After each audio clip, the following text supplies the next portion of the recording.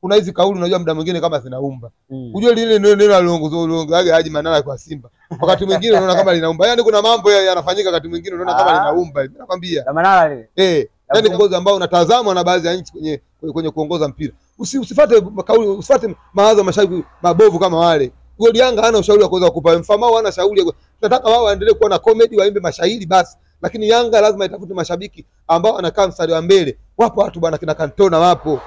Mtazamaji wa Mnyasa Media anaungana hapa na shabiki wa Young Africans Makawila kwenda kupiga story za soka letu la Tanzania. Naenda kupiga naye story nyingi sana. Nikuombe sana ubaki mpaka mwisho wa kipindi chetu uweze kupata yaliyo mengi kutoka kwa Makawila, shabiki wa Young Africans. Bwana, mambo vipi Makawila? Ndugu yangu. Mambo yanaenda? Tunashukuru Mungu, yes, mambo yanakwenda vizuri, yes. Bwana, mambo ya dabi yanazidi kuibuka. Mambo yamekuwa mengi sana hapa mjini. Stories zimekuwa nyingi sana. Ni balaa ndugu yangu. Maana tena imekuwa sasa hivi hata mechi ikichezwa haina nguvu na story yake inakuwa sio kubwa.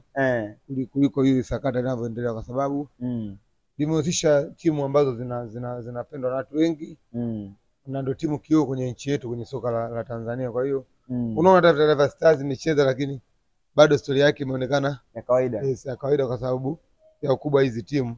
Yes, na fan base kubwa ambayo wanayo. Kwa hiyo bado sakata linaendelea ku take off kwenye mazingira yetu ya nchi yetu ya michezo. Yes, nafikiri mimi binafsi nimenichosha sasa. Ningetamani tu upatikane ufumbuzi ili mpira uendelee kuchezwa kwa sababu kila siku mimi ndio kilio changu. Kila siku yani. Yes. Bwana, swala la jana la viongozi wa bodi ya ligi TFF, viongozi wa Young Africans pamoja na Simba kukutana na Mheshimiwa Waziri Palamagamba Kabudi limeibua hisia tofauti sana. Lakini kuna jambo ambalo limekuwa kimya. Kila aliyekuwa anatoka azungumzi. Kila aliyekuwa anatoka azungumzi. Sasa kila mmoja asemi kilichoko ndani. Sasa watu wanajiuliza kuna nini? Nafikiri upande wa Young Africans engineer alidokeza maneno mawili matatu ya kwamba kikao kimekwenda vizuri na maelekezo ya kwamba vikao vitaendelea vingine. Alizungumza rais wa Yanga na nafikiri upande wake alizungumzia hivyo, lakini kuja kwa viongozi wa Simba na wajaribu kudokeza kitu. Nafikiri ni katika kulinda itifaki ya kikao chenyewe kwa sababu unajua watu wamekutanishwa na mtawala wa nchi kwenye sekta ya michezo. Waziri wa michezo ni kiongozi mkubwa sana kwenye sekta hiyo ya michezo. Kwa hiyo nafikiri ni kulinda nidhamu ya mtu aliyokutana naye na kulinda nidhamu ya kikao kile na ukubwa wa taasisi na wao kama viongozi wana haki ya kulinda kile kilichozungumzwa ndani na isingekuwa rahisi kuanza kutoa yale yaliyozungumzwa kwa sababu kikao cha open kikao cha siri. Kwa mara nyingi kikao cha siri yes, maazimio yake yanakuwa ni asili hasa mpaka pale ambapo jambo litakuwa limekaa sawa kwenye pande zote mbili. Sasa ndio na uwezo wa kulitoa public. Nafikiri muda ukifika watu watalipata, lakini kwa jana ilikuwa sio position nzuri ya viongozi kwanza kuzungumza kilichofanyika ndani. Walijaribu kuliokeza tumaili matatu ili kuwapa wanahabari kile ambacho wanahitaji kukipata. Sio vizuri wao kutoka kimya kabisa. Kwa hiyo mimi nimependa sana walitoa nafasi kwa wanahabari kupata japo maneno mawili kwa sababu watu wanahabari wanatoka mbali unajua wengine wanatoka mpaka nje ya mikoa hii.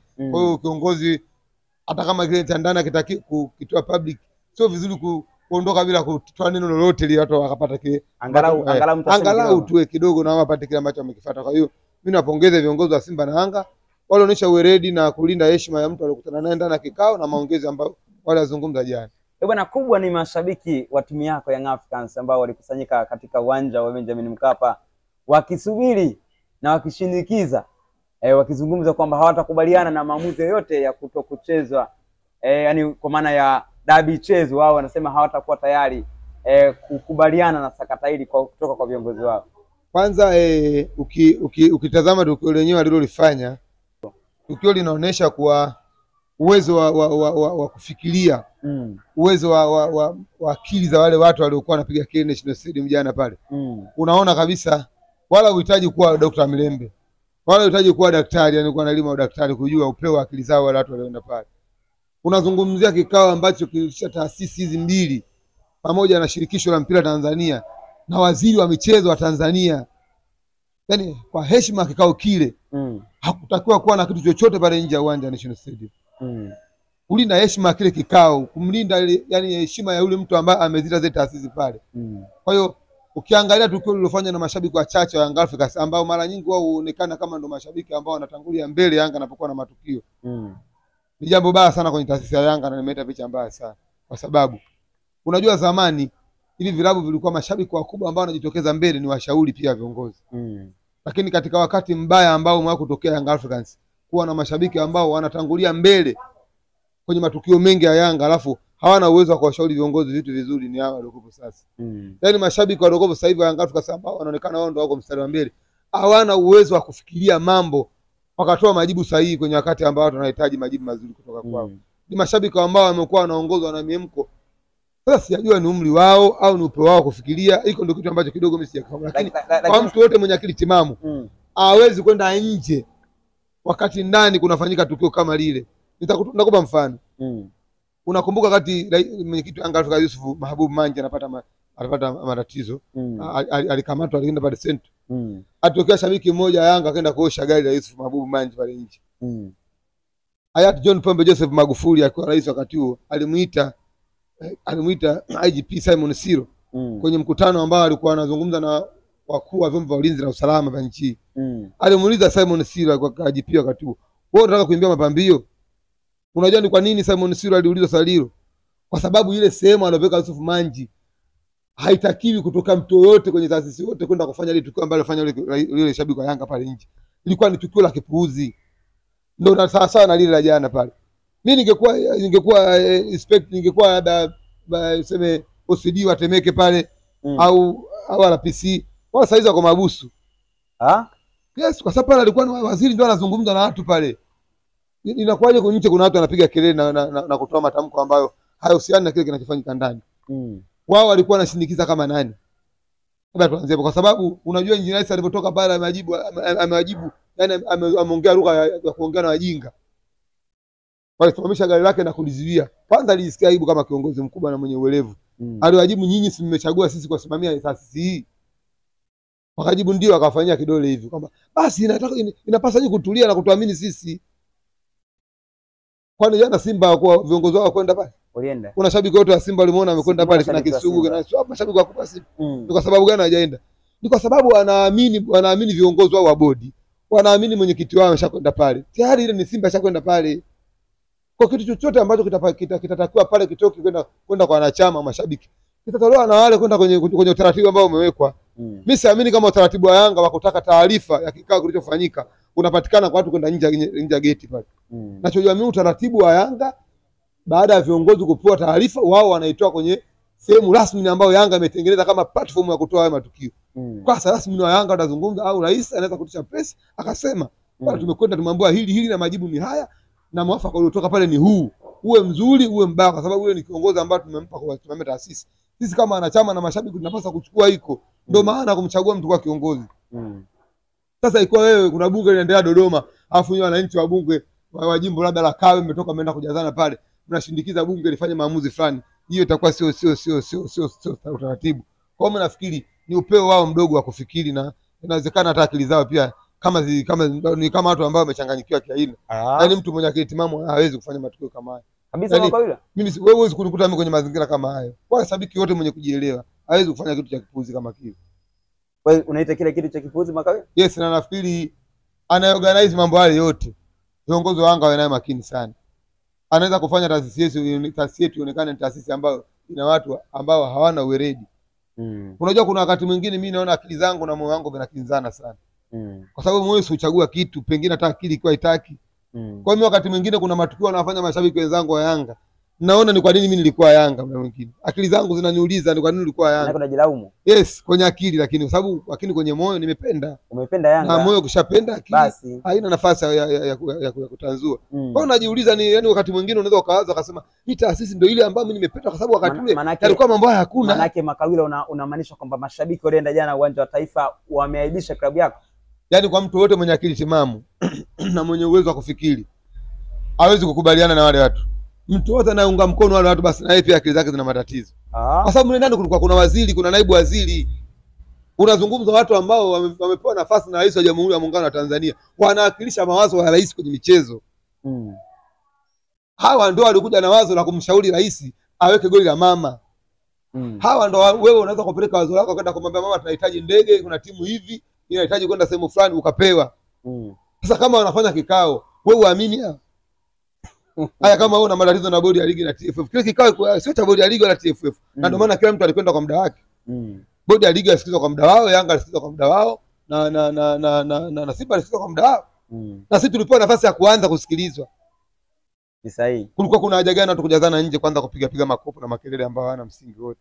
Kwa hiyo nafikiri labda ni upewa uelewa au ni akili zao kushindwa kuchanganua mambo au ni ufinyu wa elimu alizonazo katika masuala ya mpira. Maana unajua kila kitu kuna nafasi yake. Wewe unaweza ukawa umepata elimu ya kutunza wanyama huko, ukaenda kwenye mitumbu kule kwetu Pombwe, au umekwenda kwenye majahazi, ukashindwa kukujua demani ipi, amlawi ipi, ukashindwa kuendesha chombo.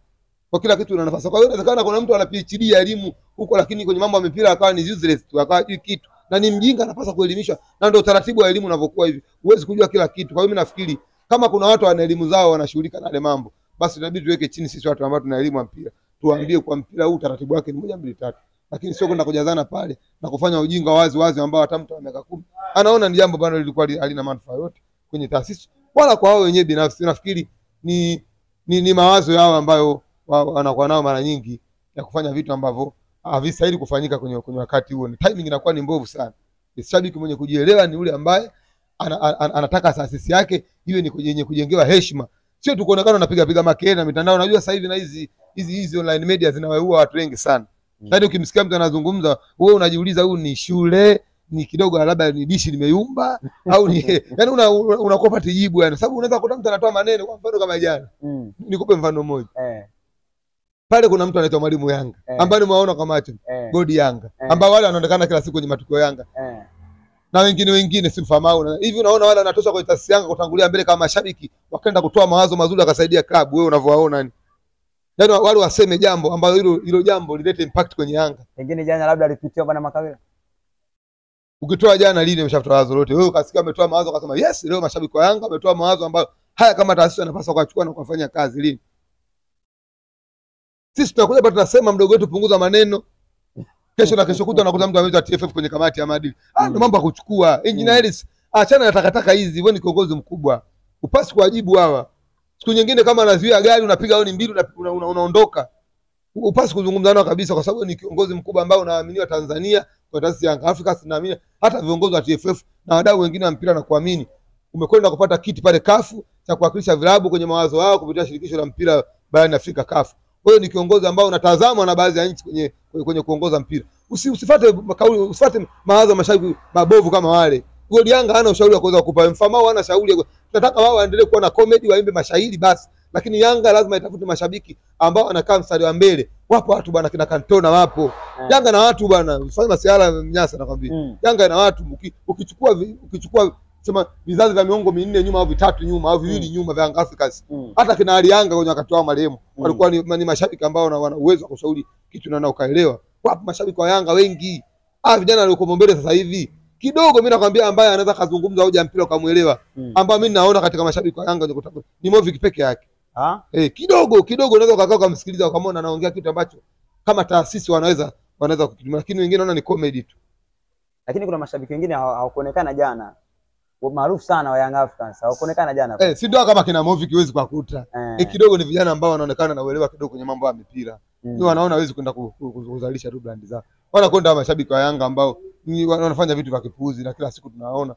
Katika jambo hili Makawela, labda una jambo gani la kuwashauri hawa ambao jana wameonekana pale uwanja wa Benjamin Mkapa? Mimi binafsi kila siku nilikuwa ni mtu mwenye kuwapiga nyundo. Nafikiri kama ungekuwa unanizingatia mimi asingekuwa anafanya vitu kama vile. Shabiki yote, shabiki mkubwa wa mpira sio yule mtu ambaye anaonekana anahitaji kuonekana kwenye media kila siku au kutrend kwenye vitu ambavyo vinaonekana havina impact wala visaidii chochote kwenye taasisi. Shabiki ni yule ambaye anaweza akatoa wazo likaenda likawa kitu kwenye taasisi yake.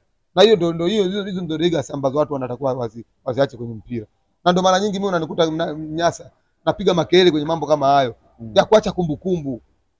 Kila siku nakuja hapa na tukizungumza, ndugu yangu, nasema viongozi wasitiki huko na mashabiki wale wenye kukaa mstari wa mbele wasitiki kwenye kutengeneza mazingira ambayo hata kama wao watakuwa hawapo watu watakumbuka kuna shabiki fulani alikuwepo, lakini sio kufanya vitu kama. Kwa hiyo mimi nawashauri tu wasiwe ni watu wenye miamko, wanazalisha taasisi inaonekana ina watu ambao wanaipenda hiyo taasisi na hao wanatangulia mbele. Kwa hiyo inaweza kufanya tukaonekana mashabiki wa Yanga wote tujielewe, kumbe ni watu wachache. Alafu kuna hizi kauli unajua muda mwingine kama zinaumba. Unajua lile neno aliongozaga Haji Manara kwa Simba. Wakati mwingine unaona kama linaumba. Yaani kuna mambo yanafanyika wakati mwingine unaona kama linaumba hivi. Nakwambia. Manara lile. Yaani kama linaumba hivi kwa mfano lile neno la hata Ali Hassan Mwinyi la kusema Tanzania kichwa cha mwenda wazimu. Uone kama linaumba kwenye baadhi ya mambo ya kimpira. Kwa sababu neno muda mwingine ukiangalia mashabiki kama hao unaona unajua inawezekana ni kweli isiyo wawili lakini wanaweza kawa ni wengi ambao akili zao ziko vizuri. Yaani ukichukua ile kundi la jana pale alafu ndio mashabiki ambao wanaonekana wanatangulia mbele kwenye mambo mengi ya Yanga. Yaani wanaweza katuvua nguo hata sisi ambao tunaonekana yani Yanga inaonekana mashabiki ambao hajielewi kweli. Kumbe ni upuuzi watu wachache tu ambao wanakuwa wanafanya vitu. Kwa hiyo mimi nashauri ndugu zangu, vijana wenzangu, wadogo zangu waache mambo ya kuaibisha taasisi hata kujilisha na wewe wenyewe kufanya vitu ambavyo havionekane kama vina faida yote bali inaonekana ni watu kama ni comedy na ni ujinga kwenye watu wenye kujielewa. Bwana Makole, shukrani sana na bila shaka wahusika wamesikia ujumbe wako ambao umeweza kupeleka. Tuendelee kusaidiana katika kuelimishana mambo matatu ili mpira wetu uende mbele na tuonekane tunapenda mpira. Ni watu ambao tuna akili timamu na ambao tunaweza tukaleta mawazo yakasaidia TFF au taasisi zetu za Simba na Yanga kwenye mpira. Shukrani sana. Nashukuru.